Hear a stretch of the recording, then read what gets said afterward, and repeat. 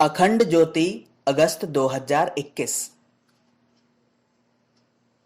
सत्संग से तरते हैं जीव और जंतु भी।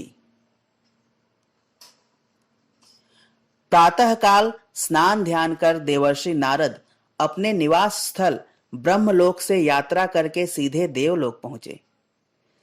दिन भर का समय देवलोक के भ्रमण एवं उपस्थित देवगणों से उनका कुशल क्षेम जान लेने की औपचारिकता में व्यतीत करने के उपरांत दिन के इस अंतिम प्रहर में वे ब्रह्मलोक लौट जाने के लिए तत्पर हुए ही थे कि उनका मन भूलोक गमन के लिए मचल उठा। नभ की नीलिमा को ढकते संध्या की लालिमा लिए छितराए बादलों में से झांकते देवर्षि नारद भूलोक की ओर अपनी कुतूहल भरी निगाहें दौड़ा रहे थे।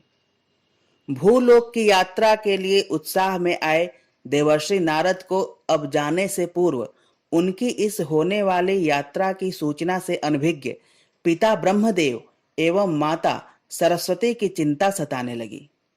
सामान्यतया वे भूलोक जाने से पूर्व यात्रा की आज्ञा उनसे अवश्य ही ले लिया करते थे, किंतु आकस्मिक उठे इस विचार को लेकर उनके मुखमंडल पर एक पल को जहां भ्रमण की सुखद कल्पना से आनंद झलक उठा, तो वहीं दूसरे ही पल अपनी अनुपस्थिति से अभिभावकों को होने वाले कष्ट को याद कर असमंजस के भाव भी तैर गए। देवर्षि नारद को उलझन में फंसे देख भगवान विष्णु मुस्कुराए व उनके इस द्वंद्व का समाधान करने के लिए अंतःस्फुरणा के माध्यम से कहने लगे, नारद, चिंतित न हो। धर्म का प्रचार प्रसार तथा लोक कल्याण तुम्हारा जीवनोद्देश्य है, जिससे ब्रह्मदेव देवी सरस्वती भली भांति भिज्ञ हैं।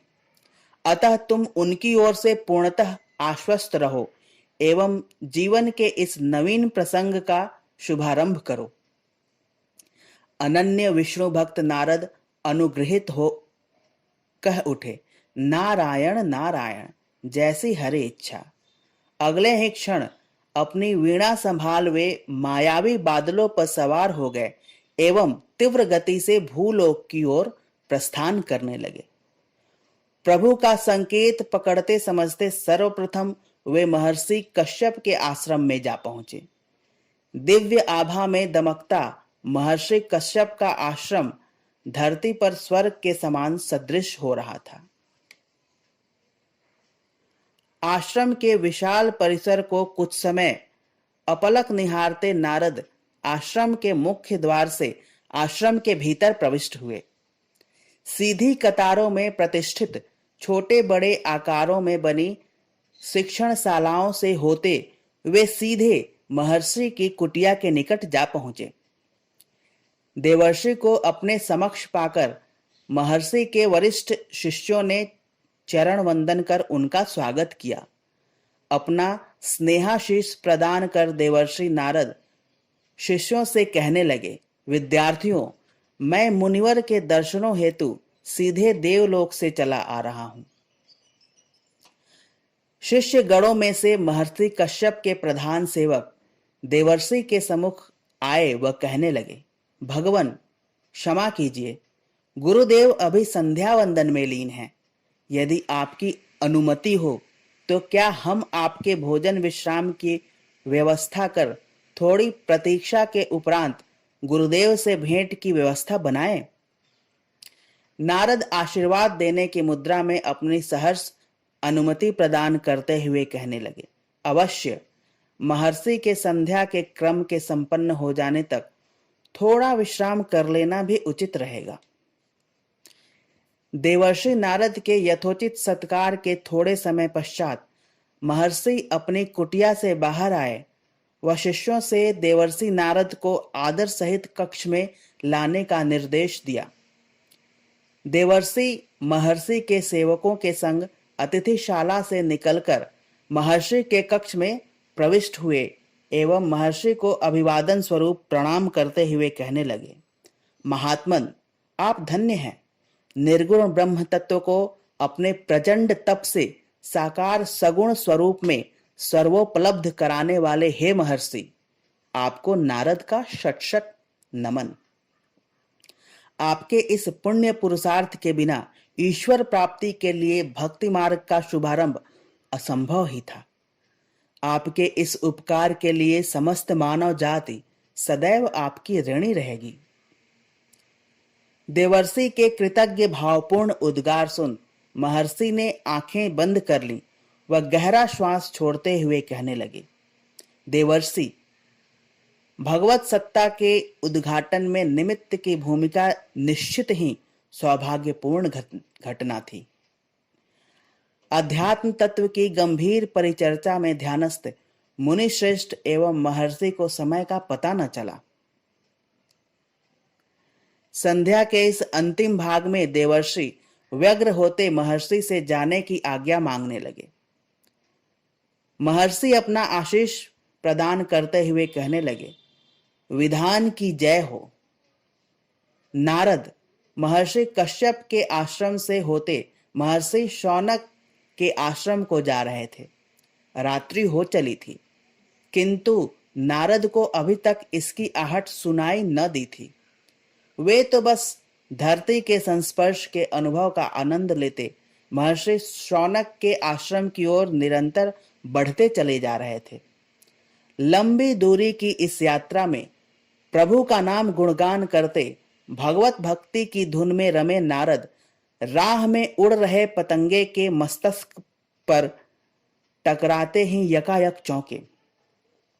पंखों में संतुलन बनाकर उड़ते टिमटिमाते जुगनू को वृक्ष लताओं की ओर से जाते देख नारद की दृष्टि आकाश की ओर जाकर थम गई।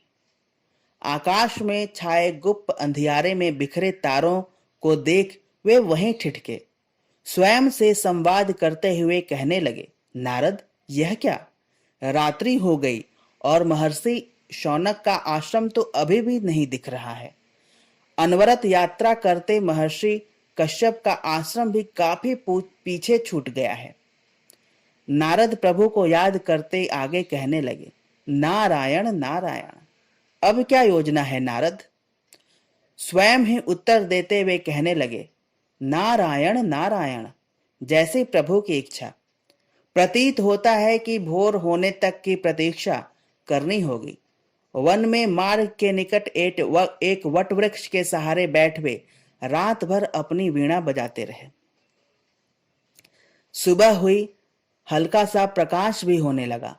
उन्होंने देखा सामने कुछ दूरी पर बैठा एक श्वान अत्यंत तन्मयता के साथ वीणा की ध्वनि और नारायण जप सुन रहा है। आश्चर्यचकित नारद सोचने लगे, पशु भी वीणा के संगीत की मधुरता और ईश वंदना की शीतलता को अनुभव कर रहा है। नारद स्वभावगत वीणा के तारों को झंकृत करते हुए नारायण नारायण का जप भी करते चले जा रहे थे।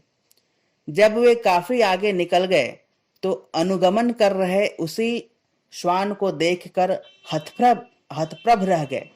उन्होंने पाया कि श्वान के चेहरे पर वही तन्मयता, वही गहनता है जो वट वृक्ष के नीचे थी। एक बार को उनका मन हुआ कि इस श्वान को भयभीत करके भगा दिया जाए, किंतु दूसरे ही क्षण आत्मा ने उत्तर दिया कि यह गलत होगा। श्वान वीणा के संगीत और नारायण जप पर मुग्ध है, इसलिए उसे साथ आने से न रोका जाए।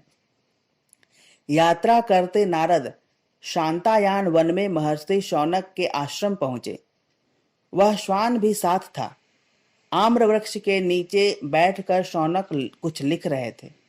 नारद उनके सामने पहुंचे और नारायण नारायण कहकर अभिवादन किया। पीछे भी नारायण नारायण की आवाज आई। नारद अचंभित थे कि उनके अभिवादन को किसी ने दोहराया। उनके पीछे खड़े श्वान ने पुनः नारायण नारायण का उच्चारण किया। महर्षि शौनक अपने आसन से खड़े हो गए एवं नारद को संबोधित करते कहने लगे, अच्छी संगत में पशु भी सात्विक गुणों का विकास कर सकते हैं। यह श्वान ईश भक्ति की सिद्धि को प्राप्त कर चुका है। इसने अल्पकाल में ही ईश्वर की निकटता को पा लिया। यही कारण है कि यह अपनी स्वाभाविक वाणी का परित्याग कर भक्तों की वाणी बोल रहा है। श्वान सामने आया और महर्षि शौनक और नारद के चरणों के निकट आकर बोला, ऋषिवर, संसार के महान मनीषियों से मैंने नारायण शब्द को सुना और उसे अपनी आत्मा से जपना आरंभ किया। मेरे मन से विद्वेष, हिंसक प्रवृत्ति और काम वासना उसी समय दूर होती चली गई। आपसे प्रार्थना है कि आप मुझे मुक्ति का आशीष दें। भूत, वर्तमान एवं भविष्य तीनों कालों के ज्ञाता सत्यभाषी कठोर तपस्या के कारण लोक विख्यात देवर्षि नारद बोले, प्रिय, आपने मानव जाति से भी महान कार्य किया है। आपको मैं आदरणीय मानता हूं। अपने तप और साधना के बल पर एकत्र शक्ति से मैं आपको यह आशीष देता हूं कि आप सशरीर स्वर्ग की यात्रा करेंगे और वहां पहुंचकर देव स्वरूप हो जाएंगे। इस समूचे घटनाक्रम के दृष्टा महर्षि शौनक अपने शिष्यों को सत्संग के महात्म्य को प्रकाशित कर कहने लगे, शिष्यों, सदा उत्तम ज्ञान, उत्तम चरित्र और उत्तम व्यवहार के व्यक्तियों के पास ही उठना बैठना चाहिए। इससे जीवन में समृद्धि, शांति और प्रसन्नता आती है। सत्संग किसी भी प्राणी को सन्मार्ग दिखा सकता है। वह मनुष्य हो या पशु पक्षी, सत्संग के माध्यम से परम पद प्राप्त करता है। कालांतर में महाभारत काल में युधिष्ठिर के साथ स्वर्ग आरोहण के लिए जाने वाला श्वान यही था, जिसने देवर्षि नारद की कृपा से सशरीर स्वर्ग की यात्रा संपन्न की थी। समाप्त।